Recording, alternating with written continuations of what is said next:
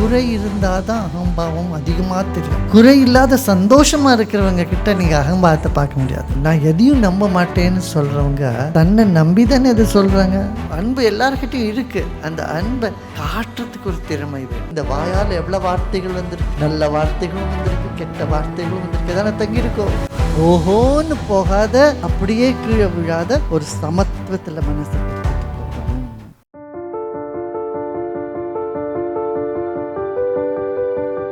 இந்த மயில் தொகை அதோட அர்த்தம் என்ன தெரியுமா? சிவன் என்ன சொல்றார்? ஷிகி பக்ஷை சித்திரரூபை மண்டலை சூன்ய பஞ்சகை தியாயத்தோ நுத்தரே பூர்வே பிரவேஷோ ஹிருதயே பவேத். அதாவது இந்த உலகம் மயில் தொகை மாதிரி உள்ளது. பார்க்கறதுக்கு அதில் ஒரு ஆழம் இருக்கிற மாதிரி தோன்றுறது, ஆனால் அதில் ஒரு ஆழம் இல்லை. பார்க்கறதுக்கு அழகாக இருக்கு, ஆழமாக இருக்கிற மாதிரி தோன்றுறது, ஆனால் அதில் ஒரு ஆழமும் இல்லை, ஒரு உபயோகமும் இல்லை. இந்த கண்கள் எவ்வளோ சின்ன கண்கள் இல்லையா? அந்த கண்கள் உள்ளே இருக்கிற அந்த ரெட்டினா இன்னும் சின்னது. இந்த சின்ன கண்களால் எத்தனை காட்சிகள் நீங்கள் பார்த்துருப்பீங்க. இப்போ உங்கள் வயசு என்னன்னு நினச்சிக்கோங்க. 40, 50, 60, 70 வயசு. இந்த 50, 60 வயசில் எத்தனை காட்சிகள் பார்த்துருப்பீங்க நீங்கள். நல்லதும் கெட்டதும் எல்லாம் பார்த்துருக்கீங்க இல்லையா? ஏதான நிலச்சி நின்று இருக்கா? அதே மாதிரி மூக்கில் இந்த மெம்பரேன் எவ்வளோ இருக்குது தெரியுமா? இத்தனோடு சின்ன ஒரு தோல். அந்த தோல் இருக்கிறதுனால தான் நம்மளுக்கு அந்த மனமே தெரியறது.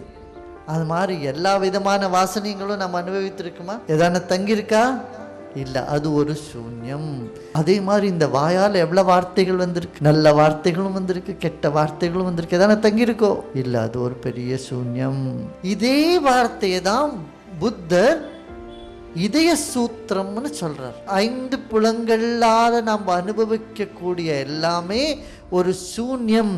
இதை நினைத்து நீங்கள் உங்கள் இதயத்தில் பிரவேசம் செய்யுங்கள்னு தான் ஹார்ட் சூத்ரான்னு அவங்க சொல்கிறாங்க. எல்லாம் அனுபவிங்க, ஆனால் அதெல்லாம் ஒரு சூன்யம்னு தெரிஞ்சுட்டு உங்கள் இதயத்தில் நீங்கள் ஓய்விடுங்கள். ஈகோ அதிகமாக உள்ள நெருங்கிய உறவுகள் விலகும் பொழுது அவர்களை சரி செய்யக்கூடிய யுக்தி ஒன்றை சொல்லுங்கள் குருதேவா. முதல்ல மற்றவங்கிட்ட பெரிய ஈகோ இருக்குதுன்னு நம்ம நினைக்கிறதே தப்பு. ஈகோவால் தான் ஈகோவை பார்க்க முடியும். அதனால மற்றவங்க எப்படியோ வேறு மாதிரியாக நம்ம கூட பிஹேவ் பண்ணாலும் அதை பற்றி நம்ம கண்டுக்காத இருக்கிறது நல்லது. பட்டும் படாத இருக்கணும்னு சொல்லுவாங்க இல்லையா? அது மாதிரி பட்டும் படாத இருக்கணும். எல்லாத்தையும் ஜெயிக்கக்கூடியதுன்னா நகைச்சுவை. இந்த நகைச்சுவை இருந்ததுன்னா நம்ம எல்லா மாதிரி இதுலேயும் மேலே அப்படியே தாண்டிட்டு போகலாம். யாருக்கிட்ட நீங்கள் அது மாதிரி ஒரு அகங்காரம் அகம்பாவம் பார்க்குறேன்னா அவங்களுக்குள்ள ஏதோ ஒரு குறை இருக்கிறது. குறை இருந்தால் தான் அகம்பாவம் அதிகமாக தெரியும். குறை இல்லாத சந்தோஷமாக இருக்கிறவங்க கிட்ட நீங்கள் அகம்பாவத்தை பார்க்க முடியாது. பலஹீனமாக இருக்கிறவங்க தான், வலிவு இல்லாத இருக்கிறவங்க தான் பெருசாக அகந்தையை காமிக்கிற மாதிரி காமிப்பாங்க. அதான் உள்ளுக்குள்ளே அந்த ஆளுக்குள்ளே ஒன்றுமே இருக்காது. அதை அவ்வளோ தெரிஞ்சுட்டு அவளை பற்றி கனிகரம் தான் நாம் காட்டணுமே தவிர அதை பற்றி நாம் கோபமும் ஆத்திரமும் படுறதுல அர்த்தமே இல்லை. ஒரு பெண் நீங்கள் வந்து சொல்லிட்டு, குருதேவ் நீங்கள் எப்போ சொல்கிறேன் உங்கள் பிரச்சனையெல்லாம் இங்கேயே விட்டு போங்க. எனக்கு இருக்கிற பெரிய பிரச்சனைன்னா எங்கள் மாமியார். அந்த அம்மாவை இங்கே விட்டுட்டு போகிறதாரு கேட்டது. அவங்க நான் என்ன பண்ணாலும் அவங்களுக்கு சந்தோஷம் இல்லை. என்ன ஒன்று பண்ணு, நீ கொஞ்ச நாள் நடிகை, நாடகம் பண்ண தெரியுமா? நான் பண்ண தெரியும், நாடகம் பண்ணேன்.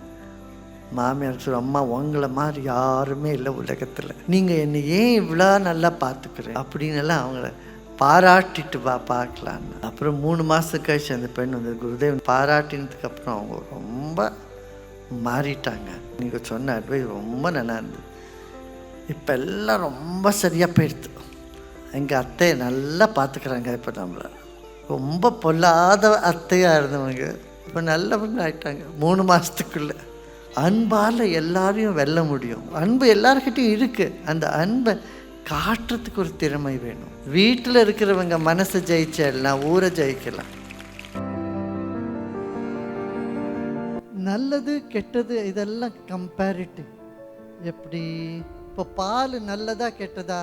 நல்லதுன்னு சொல்கிறீங்க. நிறைய குடிச்சேன்னா அதே பால் கெட்டதாயிடும் இல்லையா? விஷம் நல்லதா கெட்டதா? விஷம் கெட்டது. ஆனால் நீங்கள் இந்த ஃபார்மசியில் போய் பாருங்கள், லைஃப் சேவிங், உயிரை காக்கக்கூடிய எல்லா மருந்துக்கு மேலேயும் பாய்சன் போட்டு, அந்த வைட்டமின்ஸு உடலுக்கு நல்லதுன்னு நம்ம சாப்பிட்றோம். அதே வைட்டமின் அளவுக்கு மீறி சாப்பிட்டா அதே விஷமாகும். தமிழில் இருக்கு இல்லையா, அளவுக்கு மீறினால் அமிர்தமும் விஷமாகும். இது பாரு, நம்ம பெரியவங்கெல்லாம் சொல்லியிருக்காங்க. வாழ்க்கையை ஒரு அளவில் கொண்டு வருது, ஓஹோன்னு போகாத, அப்படியே கீழே விழாத ஒரு சமத்துவத்தில் மனசை எடுத்துட்டு போகணும். தமிழ் மிகவும் தொன்மையான மொழி. தமிழகம் ஆன்மீகத்தில் சிறப்பு வாய்ந்தது. ஆனால் தற்பொழுது நாஸ்திக பூமி என்று சொல்கிறார்களே, இது மீண்டும் ஆன்மீக பூமி ஆவதற்கு என்ன செய்வது? இன்னைக்கு உலகத்தில் நாஸ்திகம் என்றதே இல்லாதப்படுது. ஏன்னா நாஸ்திகம் என்றது ஒரு வைஞானிகம் இல்லை, வழிபாடு தான் எதிர்க்கிறாங்களே தவிர உண்மையை, பொருளை யாருமே வெறுக்க முடியாது. இப்போது நான் எதையும் நம்ப மாட்டேன்னு சொல்கிறவங்க தன்னை நம்பி தானே எது சொல்கிறாங்க. நீ சொல்கிற நான் எதையும் நம்ப மாட்டேன்றதை நம்புகிறோம் இல்லையா, அதை நம்புகிறவங்க யார் அப்படின்னு தெரிஞ்சுக்கிறது தான் ஆன்மீகம்.